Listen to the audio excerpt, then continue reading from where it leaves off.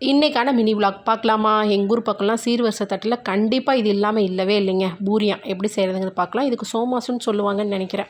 ஆனால் பூரியானும் சோமாசும் ஒன்றா அப்படிங்கிறது எனக்கு தெரியல. தெரிஞ்சால் கண்டிப்பாக கமெண்ட்ஸில் ஷேர் பண்ணுங்கள்.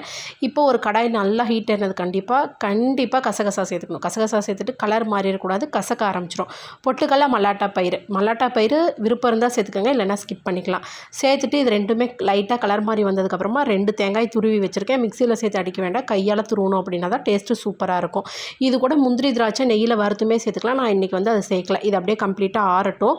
அதுக்குள்ளே நம்ம மாவு பிசைஞ்சிக்கலாம். பூரியானுக்கு தேவையான மாவு. மைதா மாவு நான் 1.25 கப் எடுத்திருக்கேன். இந்த கப்பில் 1.25 கப் எடுத்திருக்கேன். லைட்டாக உப்பு சேர்த்துட்டு சப்பாத்தி மாவை விட கொஞ்சம் லைட்டாக கெட்டியமாக பிசைஞ்சோம் அப்படின்னா தான் இந்த மாவு கையில் ஒட்டாமல் வரும். இது அப்படியே ஊறிட்டுருக்கட்டும். அதுக்குள்ளே பூரணம் நல்லா ஆறி இருக்குது. இந்த கப்பில் 3.5 கப்பு தேங்காய் நான் ஒரே ஒரு கப்பு சர்க்கரை சேர்த்துருக்கேன். எனக்கு கரெக்டாக இருக்குது. இது டேஸ்ட் பண்ணி பார்த்துட்டு கூட குறைச்சி இருந்ததுன்னா நம்ம சேர்த்துக்கலாம். 2 ஏலக்காயுமே பூரணம் வறுக்கும் போது தட்டி சேர்த்துக்கோங்க. சேர்த்தோம் அப்படின்னா வாசனை இன்னுமே ரொம்ப நல்லா சூப்பராக இருக்கும். நம்ம தேவையான அளவு மாவு எடுத்து நல்லா உருண்டையாக தேய்ச்சதுக்கப்புறமா அப்படியே பூரணத்தை உள்ளே வச்சுட்டு சைடில் ஃபுல்லாக அமுத்தி விட்டுக்கணும். அமுத்தி விட்டோம் அப்படின்னா தான் நல்லா அழுத்தி விடணும். அப்போனா தான் எண்ணெயில் போட்டோடனே பூரியான் பிரியாமல் இருக்கும்.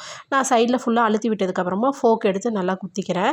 சிலர் கையிலையுமே மடித்து விடுவாங்க. நமக்கு எந்த விருப்பமோ எந்த டிசைன் வேணுமோ போட்டுக்கலாம். இதை நல்லா சேர்த்ததுக்கப்புறமா எல்லா பிரியாணியுமே பூரணம் வச்சு எடுத்து வச்சதுக்கப்புறமா ஆயில் நல்லா ஹீட்டாக இருக்கணும். எந்த அளவுனா ரொம்ப நல்லா ஹீட்டாக இருக்கணும். போட்டோடனே பூரி மேலே வரணும். அந்தளவு ஹீட்டாக இருந்ததுக்கப்புறமா நல்லா 2 பக்கம் மேலே எண்ணெய் மெத்தி ஊற்றி திருப்பி விட்டோம் அப்படின்னா நம்ம போட்ட பூரியம் பிரியாமல் வந்தது அப்படின்னா சூப்பர், நம்ம போட்டது சக்ஸஸ்ன்னு அர்த்தங்க. டேஸ்ட்டுமே ரொம்ப சூப்பராக இருக்குங்க. கண்டிப்பாக ட்ரை பண்ணி பார்த்துட்டு எப்படி இருந்தது அப்படின்றத கமெண்ட்ஸில் ஷேர் பண்ணுங்கள். இதே மாதிரி இன்னொரு வீடியோவில் பார்க்கலாம். பாய்.